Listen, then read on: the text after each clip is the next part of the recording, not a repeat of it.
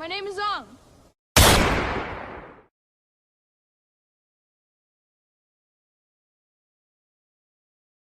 Hey, this is for you Zutara fans out there. No hate, by the way.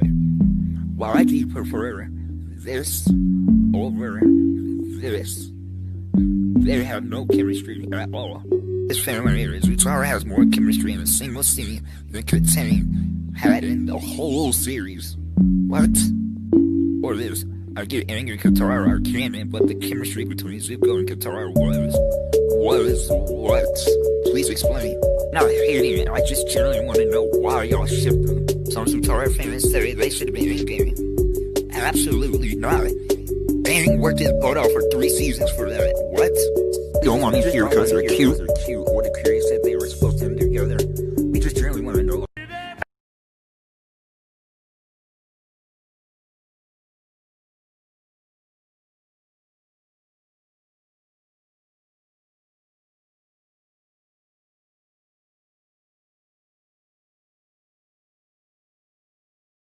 So actually, about that, the creators really wanted to do a good job. Like, they even brought back the original creators of the show.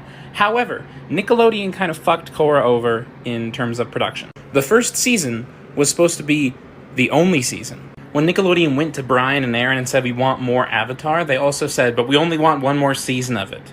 And they were like, well, then I guess we have to make it a cohesive story in one season.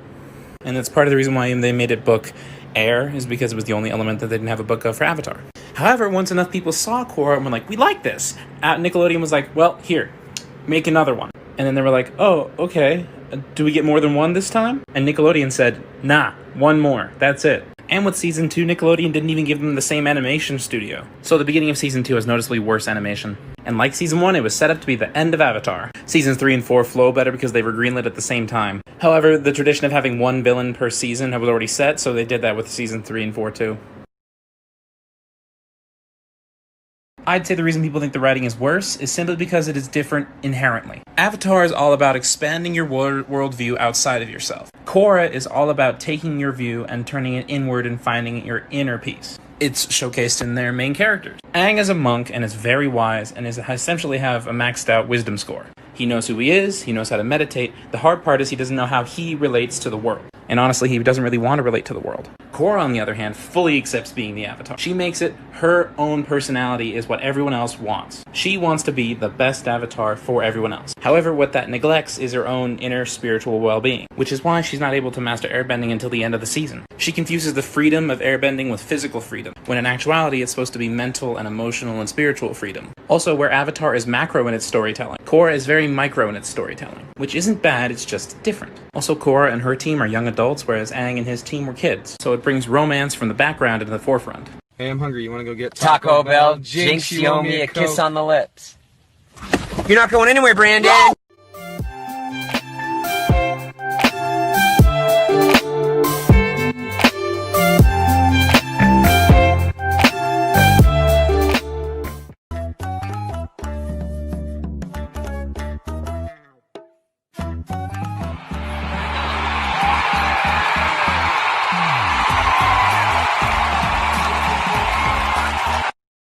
Okay, so what the hell happened to Suki?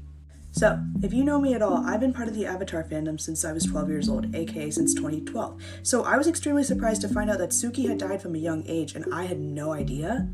This was extremely heartbreaking for me, because I always like to think that Sokka got his happy ending with Suki, especially what happened with Yue. So I started to do some digging. After doing a quick Google search that just said, did Suki die young, this Reddit thread popped up. Feel free to pause to read. This made sense to me, because before getting onto TikTok, I had heard no news about Suki dying young. I wasn't convinced. I needed a better source than a Reddit thread. One TikToker, @Sokka_official, shared a link with me where there was a transcription of a Q&A done by the show creators back in 2014, where they were asked the question, what happened to Sokka and Suki? To which they responded, nothing really, they just moved to the suburbs. So there you have it. There's no definitive proof that Suki died young, however it does create a good amount of angst content to enjoy. What are you doing here, Twinkle Toes? How'd you know it was me? Don't answer to Twinkle Toes, it's not manly. Let me tell you, Sokka, I've courted a lot. Ha! Alright. They said it like Sokka. We should use that in the movie. Sokka, don't. This sounds good. Shit.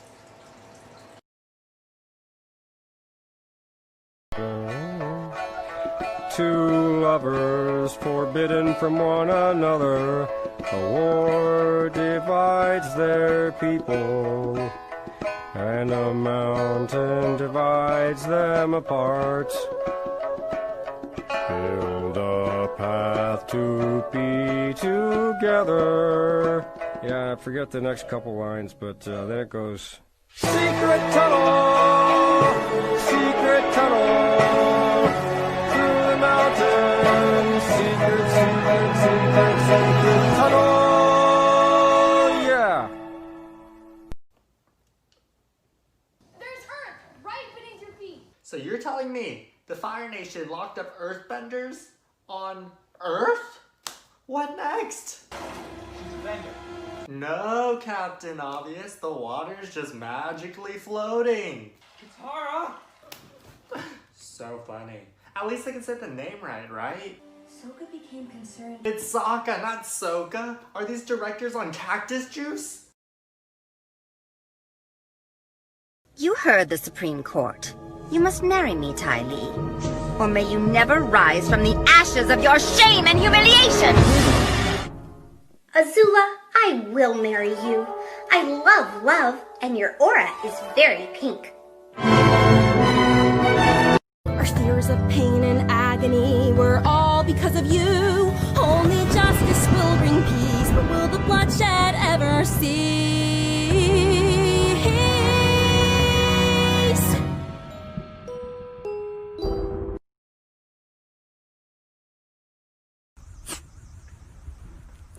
You were watching Sokka clap Suki's cheeks in the tent during the Southern Raiders episode. We talk about Sokka having game, but Aang had his side and his main at the same party. He's built different.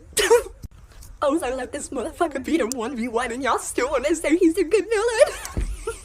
Katara, I understand that your mom died, but if you don't attack in the clan war, we will be demoting you. Longfang earthbends a decent-sized rock. Jet's internal organs. Understandable, have a nice day. Solar eclipse arrives. Zuko about to tell his dad that he hates him. Breaking my silence. From the creators of Elf on a Shelf, we present you Appa worth a chop. Guru Perfect Aang gave up the Avatar state for some water tribe bass. Nearly threw hands with a 13-year-old. Sokka, wait, where's Momo? Appa. If you're a fan of Avatar: The Last Airbender, then you probably know that Uncle Iroh is the nicest and one of the best characters in the show. But did you know there was going to be a different ending in the show? And in the last episode, he was actually going to turn against Zuko and stab him, which would have showed that he was a secret agent the whole time. Whoa! Water. Earth. Fire. Air.